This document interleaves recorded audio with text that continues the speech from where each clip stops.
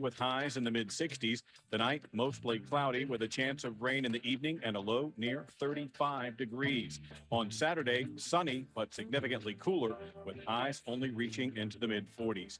It's 60 degrees right now in Charlotte.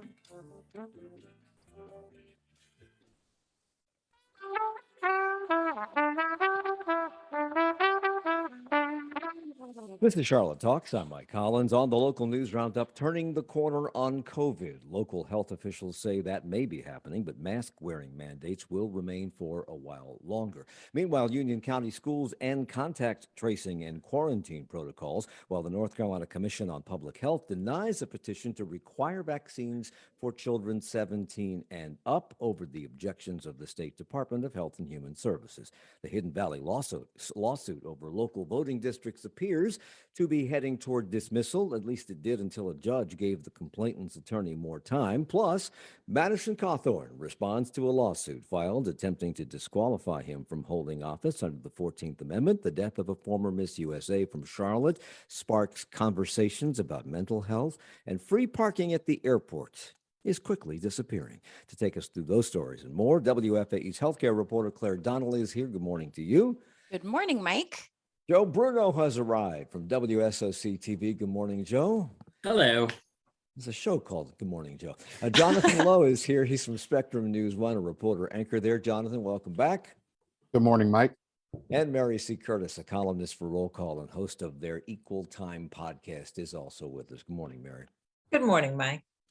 Over the last several weeks, in places around the country, we've been seeing cases of Omicron rise to incredibly high levels and then quickly decline. It appears to be burning itself out where it hits. And this week, we may be joining those areas. Atrium Health Dr. Katie Passaretti, their chief epidemiologist, told reporters all indications are that the numbers are coming down. Over the past week or so, we've started to see a decrease in the number of new cases per day, the testing demand, those initial markers that we see that we're turning the corner on the number of cases. We've had to learn so much over the last 2 years, Claire, and not just about this virus, but about how the medical community communicates, what the words they use. Sometimes we hear one thing, but we think another, and later discover that what they said didn't exactly match what we heard. What does this statement mean? Great question. We've all become junior epidemiologists, right? We've learned so many vocabulary words over the past 2 years. What this means to me, and I will also say, we've heard similar things from the county health director, Raynard, Washington, and from David Priest with Novant Health. What this means is that we are kind of past the peak of Omicron infections in the county, in the Charlotte area. We have seen test positivity rates are coming down, new case rates are coming down, but everybody keeps emphasizing, health officials keep emphasizing the numbers are still high because it's all about, what you're comparing it to. And they're still high, but they're leveling off or they're decreasing, which means the Omicron surge is hopefully on the way out. But Dr. Passaretti also said that the demand for testing has declined, that just as hospital systems and the government have ramped up the availability of those tests, both going to a place to get the test and also taking it home and home testing. But at the same time, the number of infections here is still well above the 5% goal, which was set to get rid of all the restrictions, including mask wearing. I think the test positivity rate is roughly 33%. If testing is down, though, how can we have confidence in that number? That's the $1 million question, I think. And that's actually started to come up more and more, not just in Mecklenburg County, but across the country. What metrics should we be using to decide what restrictions to keep, what restrictions to let fall? Obviously, there are a lot of at-home tests now, too, as you said. So people are testing themselves, and those numbers, there is no way, at least in Mecklenburg County, to upload those. So say you have symptoms, you test yourself, you test negative. There is no way for you to report that and bring down the positivity rate. There is also no way for you to report if you test positive at home and then don't follow up and get a test at a place that reports that to the county. So it's not that reliable. The data all along has been a little squirrely. And that test positivity rate that I mentioned, 33%, is that statewide or is that Mecklenburg County? That's so actually Mecklenburg County, I believe we're closer to 29%. Okay. The most recent number I saw in the state yesterday, they reported 22% positivity. Okay, and I rate. think Union County is reporting something in the 40s. David Priest is with Novant Health. He too had some good news this week. Our hospital census is slowly decreasing in terms of the number of COVID patients. We're still caring for roughly 700 patients across Novant Health that were admitted for active COVID or recovering from its complications. That's still a large number, but going down. That fact, plus stats from other hospital systems, have led health officials to predict that our likely peak for Omicron might have occurred around January 22nd. I think we've been here before, where things look like we're out of the woods, but then along comes another wave. What have health officials said about that possibility? So never say never, of course. And what we're seeing a lot in the national media is the issue is not just local vaccination rates, but global vaccination rates. So new variants have often started in other countries because the whole world is not vaccinated. So until we get to that point, if we get to that point, I think we just need to plan on having COVID around for a good long while. And still, it's the case, I believe, that about 90% of the people being hospitalized because of COVID are there because they are unvaccinated. Are the cases as serious as the ones in earlier waves of COVID? Are they as seriously ill? It's a tough comparison to make because we have more treatments now. And then also it's more than 90% who are in the hospital who are unvaccinated, but there's also this new thing we've started to hear hospital leaders use, which is a term we've started to hear them use, which is under vaccinated. So maybe folks who didn't get their booster in the right time frame, or who got one dose of a vaccine, of a 2-dose vaccine, but not the second. So, we do know vaccination still does protect greatly against hospitalization and death. So fully vaccinated means the 2 shots plus a booster. Effectively, that's effectively what it means, right? Well, I was going to ask you, do medical professionals know yet whether that's enough? At some point, will we have to get a 4th booster, or is the jury still out on that? The jury is still out, and health experts really disagree on that, Okay. what that will look like going forward. And we've heard recently that at least 2 transplant patients, I think one here, one elsewhere, have been denied transplants because they refused to get vaccinated. And one of the people, I think it was the person here, when he was told that he wouldn't get the transplant because he wouldn't get the vaccine, said, well, at least I'll die free.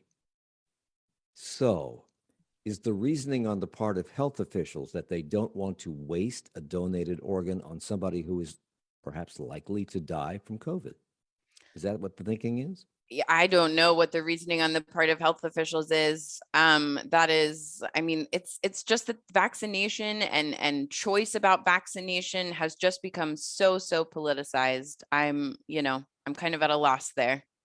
So Mecklenburg County's Human Relations Resources Department emailed employees on Monday who had not submitted proof of vaccination in the time frame that was posted earlier.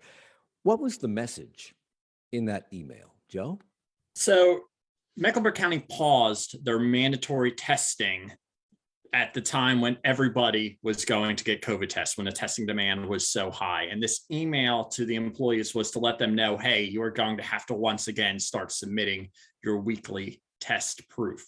The problem is they put all of the unvaccinated employees in the to field and they press send.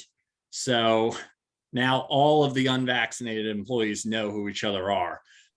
What they should have done is put it in the BCC field, so it would have blind copied them and protected their status. Well, they called it a mistake. They called it embarrassing. You reported that County Commissioner Laura Meyer summed it up as cringeworthy.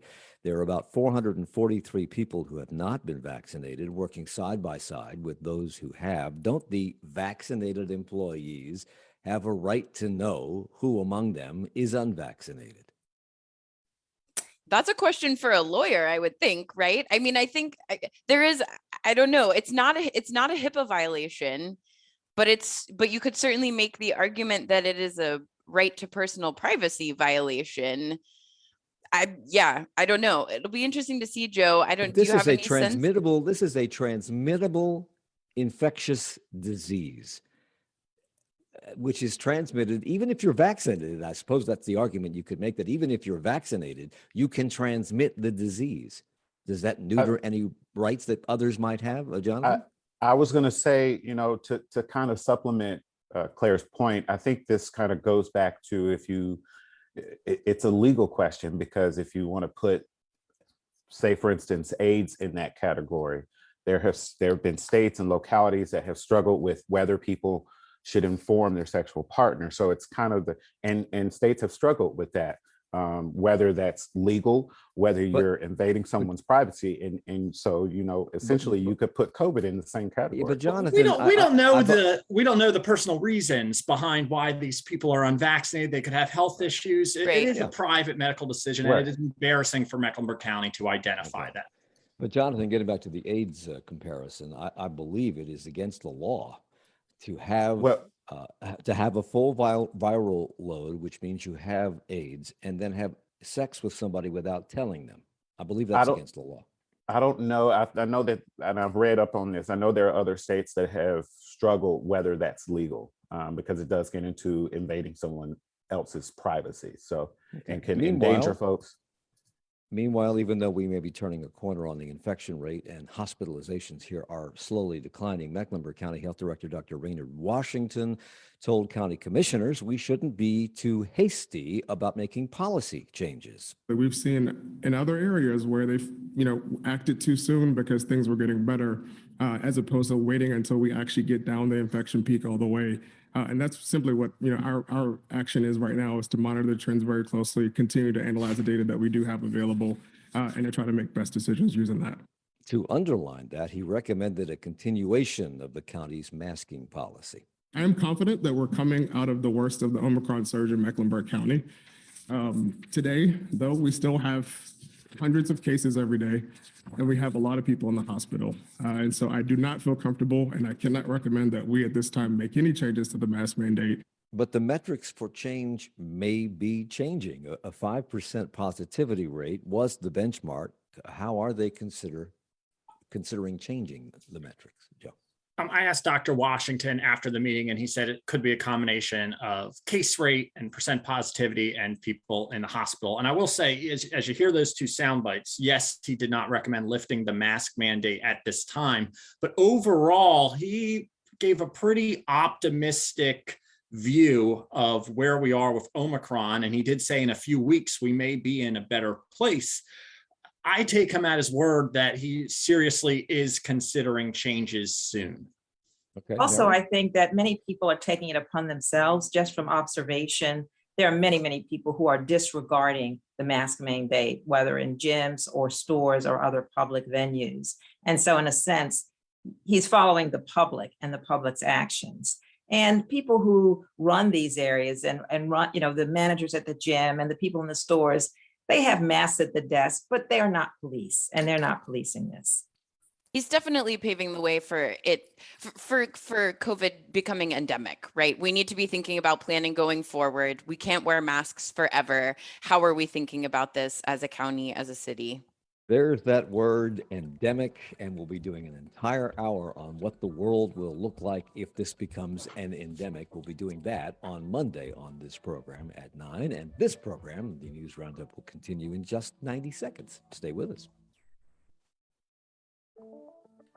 Support for Charlotte Talks comes from WFAE members and the Charlotte Symphony, presenting Tchaikovsky's Symphony No. 6 Pathétique on February the 11th and 12th at Belk Theater, conducted by Kensho Watanabe with pianist Sarah Davis Buechner.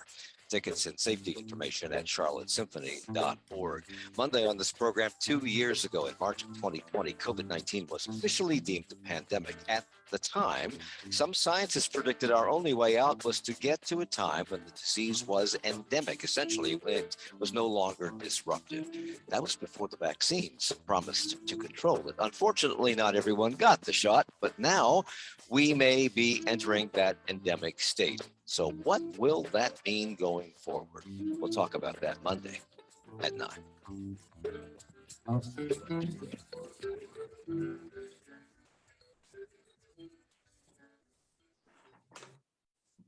Black History Month profiles presented by listener-funded public radio 90.7 WFAE.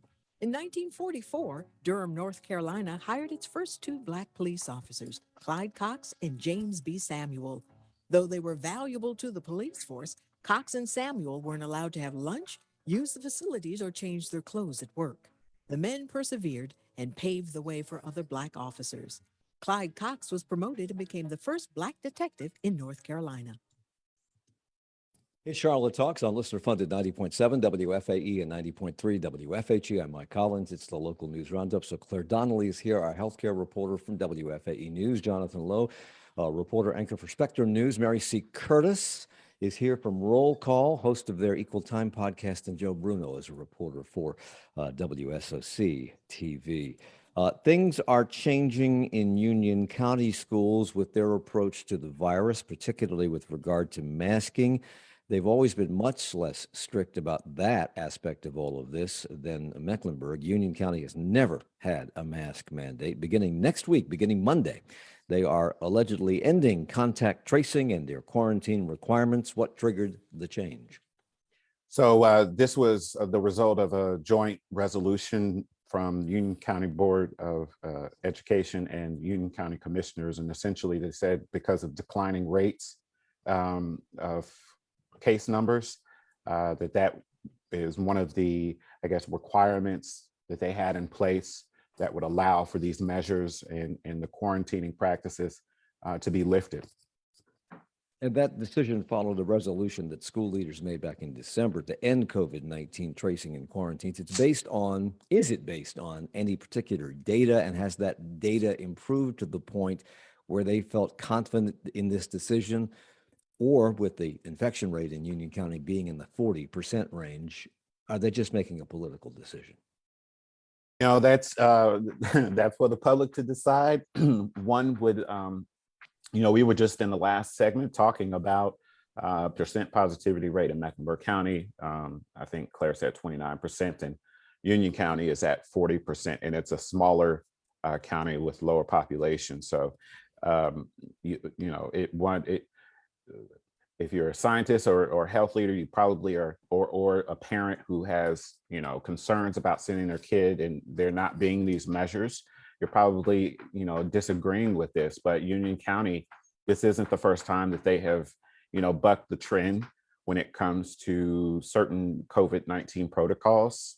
They went head to head with the state last year with State Department of Health and Human Services. So, I just think it kind of, with everything in this pandemic, Mike, it comes down to the politics of a local area, the geopolitics of a local area. And so, this is not surprising that Union County would do this. Claire.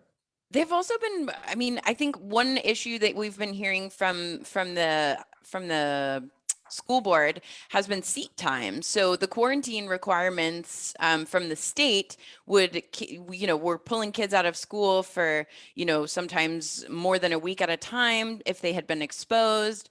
Obviously, we've seen the CDC change their guidance around that.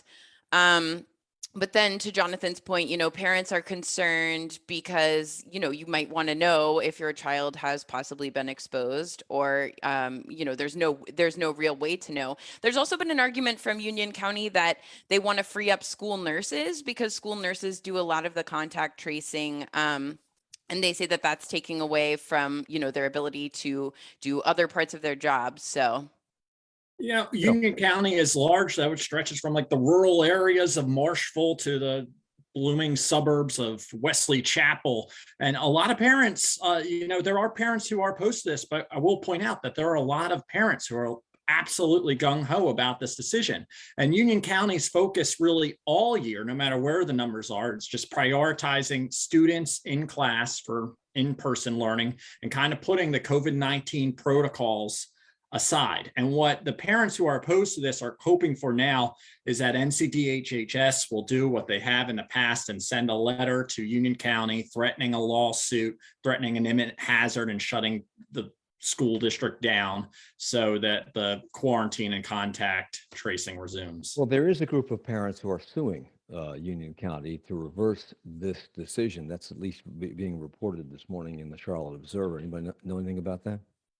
I don't know anything about the lawsuit, but I think the more imminent thing is hearing from Dr. Tilson and the Kinsley up at NCDHHS to try to shut this down. So at the state level, there was a controversial decision made by the North Carolina Commission for Public Health. They unanimously voted against a petition calling for high school seniors and any students 17 and up to be required to get the COVID-19 vaccination before school starts. And I think this move was really to prepare these young people for going to college. This move, this unanimous decision to against this petition was opposed by the governor, and it was opposed by the North Carolina Department of Health and Human Services. What is the Commission for Public Health, and why do they outrank DHHS? Anybody know? It's an obscure public health commission that includes pharmacists, dentists. I think there's even a veterinarian on it. It's just it's a group of public health leaders that has the ability to mandate COVID-19 vaccines for K through 12th graders. So this was a roundabout way to get college students vaccinated. Really, that's what all this was about. The UNC system says they cannot mandate the shots. They deferred to this Commission of Public Health. The Commission of Health cannot do that for college students, but they can for K through 12. And that's why the focus was 17-year-olds. I Joe, think you there are spoke about on- 3 governor appointees on the board too, right? Or the commission. Yeah. So, Joe, you spoke on WSOC TV to Stella Anderson. She's an App State University professor and a current Board of Elections member.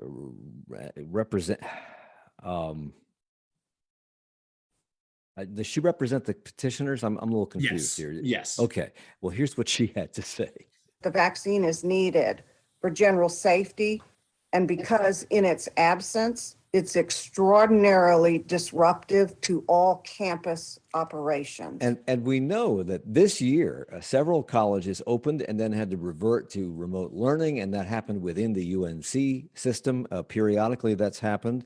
Was she speaking on behalf of the UNC system? No, she is the other side. She wants the UNC system to implement this. So no, she's not on their side. And so the UNC says, and she reiterated the claim that they don't have the authority to mandate vaccines. And I'm just curious as why not? You can't come to school if you don't have the smallpox or the polio vaccine. Why can't they mandate this? That was one thing they were hoping the Commission of Public Health would do, is say, actually, the UNC system does have this authority. I think they may have to go the legal route to get a firmer opinion on that issue. So the vote by this commission was unanimous, yet the Charlotte Observer quoted one of its members, Dr. Ronald May, the chairman of that commission, as saying, quote, "I am a strong proponent for the vaccines. I do believe that they save lives, and I think they prevent very, very serious illness in a great number of people. As I suggested, I don't think this is the right time to address this for school-aged children, and whether there will be a better time, it's yet to be seen." Well, if not now, when?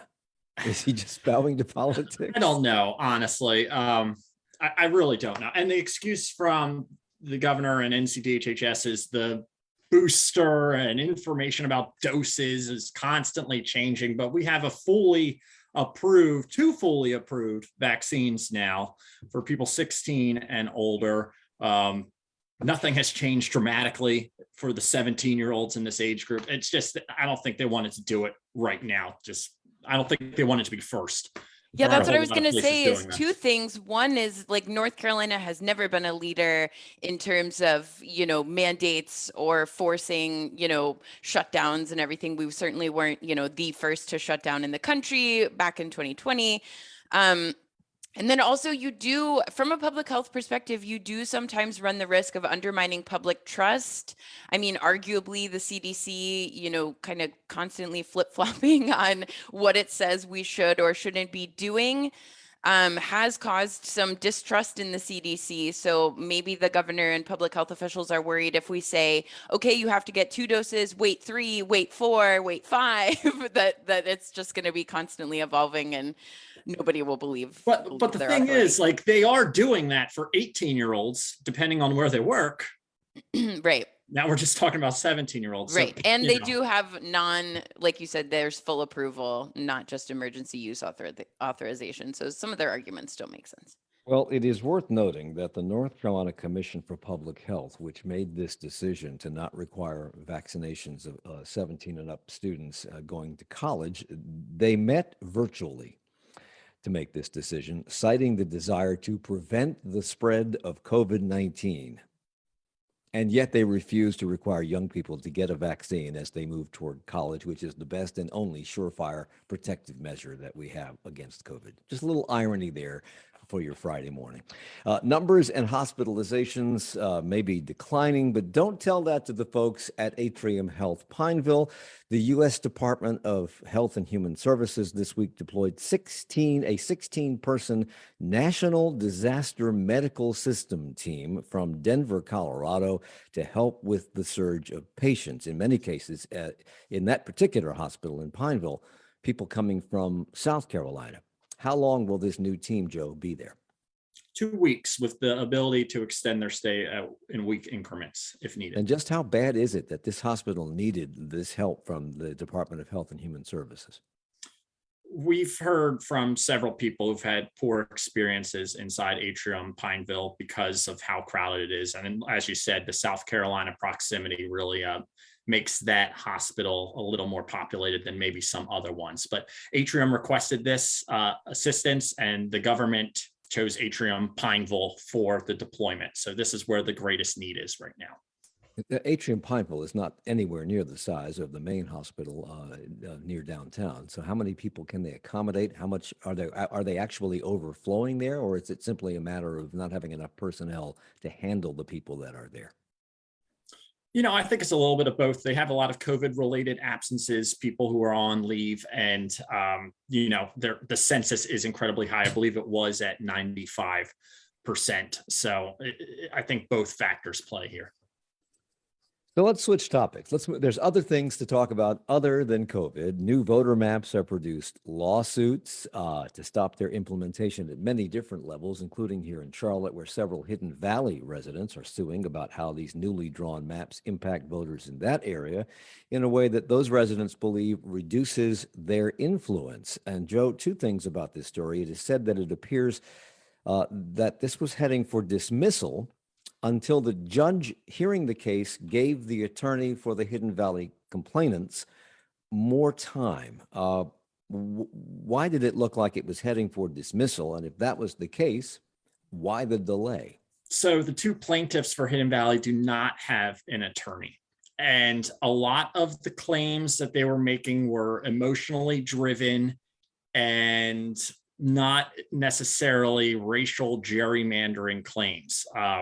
That's what they're suing here. They claim it was racial gerrymandering when the city moved Hidden Valley's precincts from D4 to D1. But, as Mary has reported a lot of times on this, there's a big difference between racial and political gerrymandering. Political gerrymandering is a little harder to define, and the jury's still out over whether that is illegal. But the judge continuously asks them, state your claim, what are you claiming? I don't hear a racial gerrymandering claim. And he asked them multiple times if they even tried to get an attorney. And this was going to be dismissed. It was heading that way for sure, but the judge was very generous in offering 30 days for the plaintiffs to try to find an attorney to represent them and formulate an argument. I think it should be said, I spoke with Charlene Henderson and Cedric back when they filed this lawsuit, Mike, and it should be stated that as far as the judge and why he may have decided to give them more time, while they are the only two that are the face of this lawsuit and they filed this lawsuit, there were about 400 people from the local neighborhood who signed a petition supporting this effort to fight back against the redistricting process that started last year, and then eventually they, as Joe mentioned, moved the 2 precincts that make up Hidden Valley over to D1. And one of the things that both of them said is that D4 is predominantly Black, and D1, The D means district. For district, people who are correct, listening. sorry. Okay. Sorry about that. Yes, District 1 moved it from District 4, which is predominantly Black, to District 1, which is predominantly white. So I think that's where this whole racial gerrymander argument is coming up. But again, it's not just those two. There has been some opposition for people in the neighborhood. Yeah, and I think that this is mirroring these movements, as Joe alluded to, all over the country, where, and particularly in Charlotte, where I think there's a frustration. You see Charlotte booming, getting very affluent. There's gentrification, and there are folks in the community who've been in this community for a long time who feel that they're losing their voice. And this, as you said, there are many people who were there because they just want to make sure what I have is my vote. I want it to count. I want representation. I don't want to be left behind in the new Charlotte. So why is that so difficult to explain and to make a case for, given the demographics of that district as it was and as it will be going forward? Because as the city explains, they may not like it, but it doesn't mean that it's illegal, because they are going into D1, which is going to be 59% of the Democrats in D1. 59% are people of color. And the districts are still remaining in balance, and they moved these 2 precincts out, but they moved 2 precincts from West Charlotte into D4. So the puzzle pieces are all still connecting. And again, what I just said, just because you don't like it doesn't mean it is illegal, is what the city is essentially saying. And it's complicated. I think it should be mentioned, and with the whole redistricting, some districts across the city, something was going to have to move because of the increase in population, the 1 person, 1 vote rule. The redistricting committee had to move somebody, and so I think where they will have some issue with this is the fact that it wasn't like they moved across town. They moved those 2 precincts right over the boundary line. And so it wasn't this huge, drastic move. And I think that will be complicated for them to try and, to highlight and therefore say it was racial gerrymandering. And it's complicated because even though you say, well, this many Black voters and this many white voters, Black voters are not monolithic. And I think that people in Hidden Valley felt they had their own proprietary interests. So to just say, well, you're going to still have a lot of Black Democrats, it's like, but we have our own special interests and needs, and we have felt neglected, and we don't want that to go away. So don't lump us together. So I think that's the case they're trying to make. But as Joe and Jonathan have said, it may not have a lot of legal standing. It's very emotional, but it's very real to people. When we come back, we're going to talk about the mysterious Ella Scarborough. Where is she? Where has she been? What's going on with her? Madison Cawthorn, the first-term representative from Western North Carolina. There's a lawsuit against him running for re-election, saying the plaintiff saying that he should be disqualified under the terms of the 14th Amendment, and now he is suing in the opposite direction. And there's much more to talk about on this 6th anniversary edition. We'll talk about that too, of the local news roundup on Charlotte Talks. Stay with us. Support for Charlotte Talks comes from WFAE members and First Citizens Bank. For over 120 years, First Citizens has been committed to helping families and businesses handle the financial ups and downs life brings. More at firstcitizens.com. Forever First. Member FDIC. Coming up next in 20 minutes at 10 o'clock on 1A, the News Roundup continues with a look at national developments. President Biden okays an operation that kills the leader of the Islamic State in Syria. He also sent more troops to Eastern Europe. The NFL welcomes a new name but faces an old problem, and both ABC and CNN grapple with some talent issues. A look at the week's news from around the nation, continuing in 20 minutes at 1A, and we will continue with our look at local news this past week in a mere 35 seconds. Stay with us.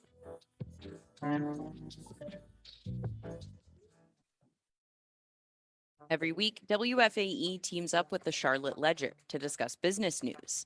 Uptown property deals, for example. Land that trades, gets sold and bought all the time around Charlotte. But the thing that makes this the most interesting is that there's been a lot of focus recently on, what's the future of Bank of America State. It's Bizworthy every Thursday on WFAE's Morning Edition at 6:44 and 8:44.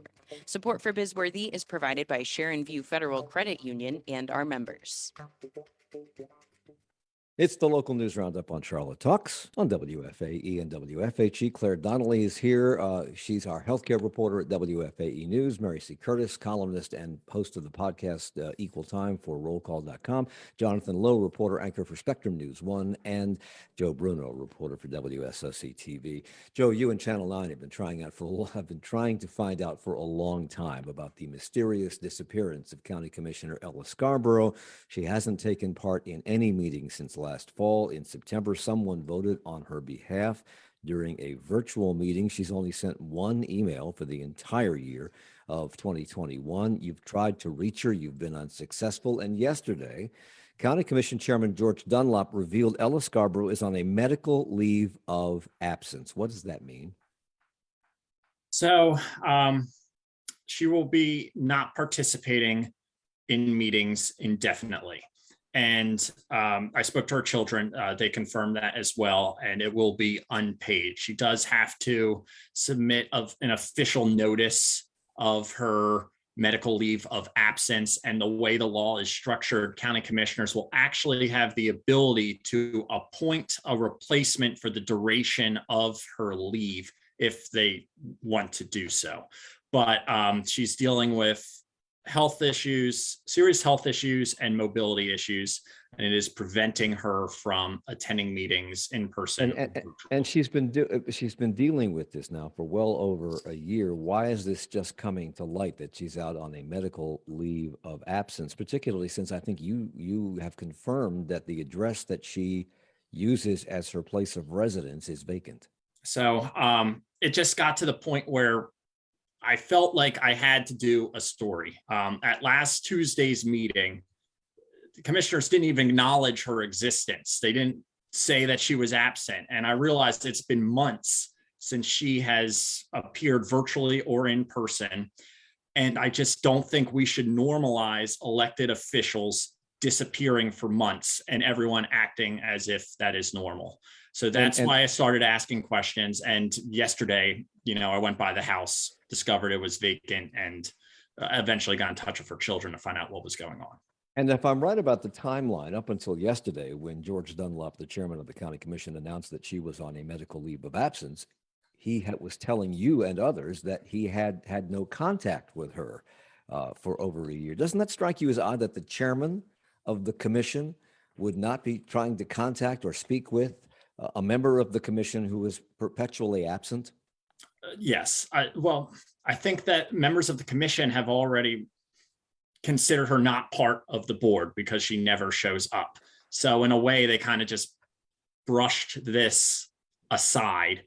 And, it comes back to, I don't think the public, the voters of Mecklenburg County deserve that. I think they have a right to have 9 members of the board, or at least know where all 9 members are. And at least now we have some clarity that, hey, listen, Ella Scarborough is not going to be coming back likely for a while unless she feels significantly better. But I will say the family is not saying what her medical issue is. That's their right. It's a private matter. And it does not sound like they will be talking more about this in the future. So let us switch gears very quickly and very briefly about airport parking. The hourly lot heretofore has been free for the first hour, and Charlotte International Airport has announced that beginning, I guess now, you will only get 15 minutes for free, and then they'll start charging the $6 an hour. You can't find a parking place in that lot in 15 minutes. So what's the point? they say that it's because the traffic or the construction near the drop-off areas is complete. So they are going to cut the amount of time to only 15 minutes. But let's be real, this is a way for them to make money. They can do So this. when the $6, so you get 15 minutes for free. Yes. And then the $6 kicks in. Is that $6 for 45 minutes, or will that take you to the hour and 15-minute mark? No, that would take you to look at 45 straws here. minutes. 45 minutes. 45 But minutes. So if it's you still use that- $6 an hour. it might even be more after that first hour. But if you used this deck to help your loved ones into the airport or to go assist them with baggage when they land, you cannot do that anymore if you plan to spend money. And the airport was very, very shady with this. They did not send a press release. They didn't even notify Charlotte City Council members about it. They stuck up signs and they put something on, I'm sure, their widely visited parking section of their website to let people know that this is changing. And they are standing by that act of, deceit to the public with this. Oh, so the semi-good news here is that the airport says parking in the cell phone lot will also remain free and without a time limit. Where's that lot in comparison to the hourly lot? I don't know, but has anyone at the airport actually tried to pick up a loved one from the airport? It is a disaster. It's a dumpster fire. It's extremely hard to pick up people at that line. Everyone is doing it. There's Ubers, there's taxis, there's buses. The parking deck was so convenient. It was a very popular feature, but it's 2022 and there's a pandemic and nothing good can ever happen. You'd be better off driving to LaGuardia and trying to pick somebody up. Okay, two former state Supreme Court justices are among those behind the efforts to bar North Carolina U.S. House member Madison Cawthorn from holding public office. They say his possible involvement in activities surrounding the January 6th insurrection should disqualify him under the terms of the 14th Amendment. We did a whole show on this earlier this week. Cawthorn has now sued to block those efforts, saying the challenge violates his constitutional rights and should be overturned. Okay, buckle up. This should be fun to watch. Which of these cases is the long shot here? Mary. Well, I don't know. I'm not a predictor of law cases, but this is so fascinating because Madison Cawthorn has this national platform and he was there on January 6th. He was revving up the crowd. And then he's saying that he didn't take part in insurrection, but then he voted after the insurrection not to certify, along with over 140 Republican Congress people, not to certify Joe Biden's election. And, so he's saying that this violates his constitutional rights and should be overturned. And they're bringing up, saying it's non-applicable, this post-Civil War amendment to the Constitution that prohibits members from engaging in an insurrection to continue serving. And voters are protesting and they have a lot of backing. And this is really probably the first of similar candidate challenges in other states because yes, the people who brought this suit have said that successful or not, they will go after other candidates. And should the former president decide to run again, they will go after him too. Yeah, this is a model for that. And we do have so many people who now, though, are running, people, not only people in Congress, but secretaries of states and attorneys general on the platform of there was fraud. And they don't recognize Joe Biden as the truly legitimately elected president. So there's certainly a lot of, this is the beginning and not the end. And Cawthorn, because he's someone who is mainly focused not on legislating, he's talked about that. His staff is very much focused on communication and getting him out there. And we have all these videos of him, I don't know, beating up a tree, I guess. Yeah, I don't know if you've seen that one. He's mainly focused on himself. He should be a TikTok star. This is all under kind of it's on hold because of the lawsuits facing all of this, and they're waiting for a court decision. But under North Carolina law, the State Board of Elections, according to our Steve Harrison, will create a special 5-member board from the county elections board in Cawthorn's district, but he's changing districts. So He's it now changing. includes Rutherford, Gaston County, Mecklenburg, and one other county. And that board will have 3 Democrats and 2 Republicans. And if he loses and wants to appeal, it will likely go to the State Board of Elections, which also has a Democratic majority. What are his chances of winning this suit? Okay. It doesn't look good, but I'm never one to say what's going to happen in a lawsuit because it has so many twists and turns. But I think all eyes are on it. We're at the very beginning of Black History Month. We observe it every February. And this year, this observation comes at a time when there are some very fierce battles surrounding how we teach history of any kind, but particularly where it intersects with the Black experience in America. What kind of overlay, Mary, does that put on this observation of Black History Month? Well, I've written about it in Roll Call. I just did a podcast, Equal Time, on it, talking about how we always see these politicians come up with, they mention the same big names: Martin Luther King, Frederick Douglass, Rosa Parks, and Harriet Tubman. They saw the movie, but it's performative because we see at the same time, look at what we're seeing. All these efforts, could we even teach it in schools? And in North Carolina, it's so critical. We have, we had the Woolworth sit-ins. Can we teach true history?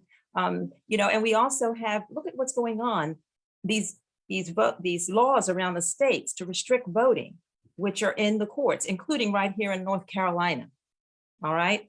And then we also have the prospect of a Black female Supreme Court justice. And we see already some Republicans are attacking someone who hasn't yet been named as being unqualified. And Ted Cruz, folks like this, talking about it's an offensive insult to Black women. And as I write, of all the things Ted Cruz has been called, a spokesperson for Black women is not one of them. So I think we really have to interrogate the fact that Black history is American history. And how are we going to treat this moving forward? And all of these laws about teaching it, it's for white children, and the white is silent.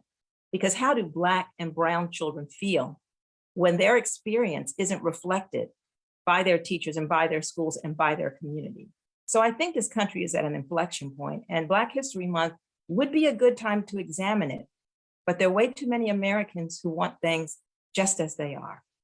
So, yeah. You just did a podcast for rollcall.com in which you questioned whether there should be a Black History Month, and if so, how to and how not to celebrate it. Talk about that.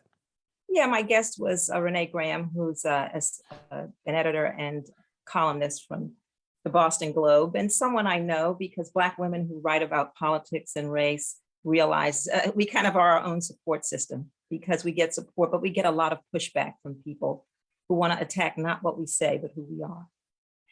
And we talked about it, if it's going to be celebrated just as it is, what is its usefulness?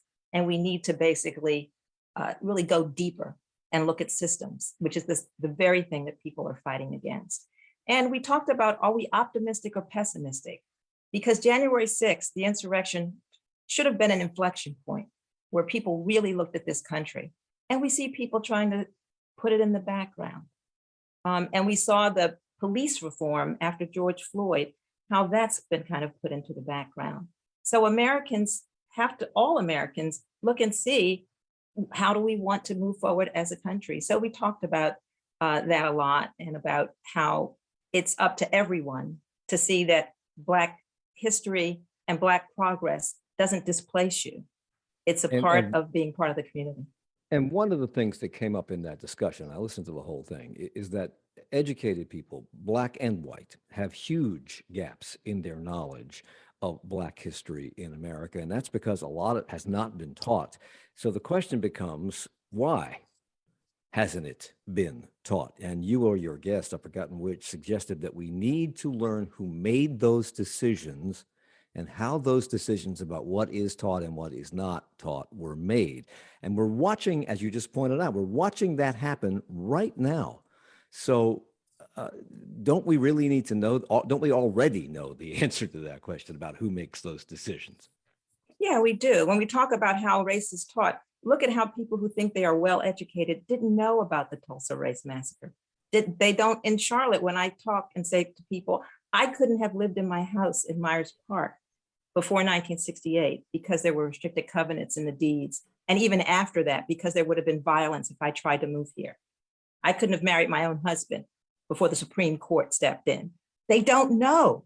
And you wonder, how did our school systems come up where we are not getting that knowledge? And we really have to look at that and make it better instead of saying, we don't want to talk about it. We don't want to even teach it now.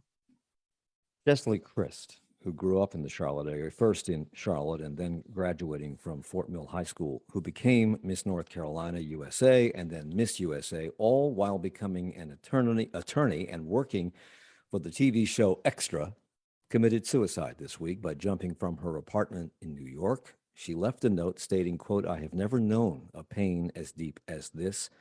I am forever changed." Her family knew, only then perhaps, that she had been struggling with depression, and few others knew that. She won the Miss USA pageant in 2019 and is said to have changed the way the world looks at pageants.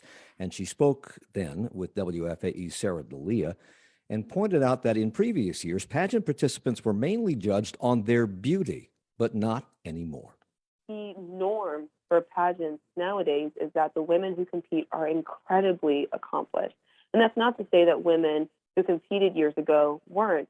I just think the focus was different. You know, we used to think about, pageant contestants, they're all beautiful and they need to be fit, and that's sort of their role, right? But nowadays, the role of pageantry is that women need to be role models and they need to be great examples for other people. I remember I went to an appearance when I was Miss North Carolina USA, and someone came up to me and she said, "It must be so hard just to show up and be pretty." And I thought to myself, like, you don't understand, like, the other things that I do. I'm a full-time attorney. I, volunteer in my community. I speak at events. Like, that's not my job to show up and be pretty. What my job is to show up and make an impact in my community. And that really is the norm for women who compete nowadays. Cheslie Kryst was 30 years old. And that's all the time we have on the 6th anniversary edition of the Local News Roundup. Began 6 years ago today. This was the 298th edition of this, and we thank all of the reporters and journalists who have participated over those 6 years, including Claire Donnelly from WFAE News, Jonathan Lowe from Spectrum News 1, Joe Bruno from WSOC TV, and Mary C. Curtis from Roll Call. Thank you all for the 6 years. Charlotte Talks with Mike Collins is a production of 90.7 WFAE.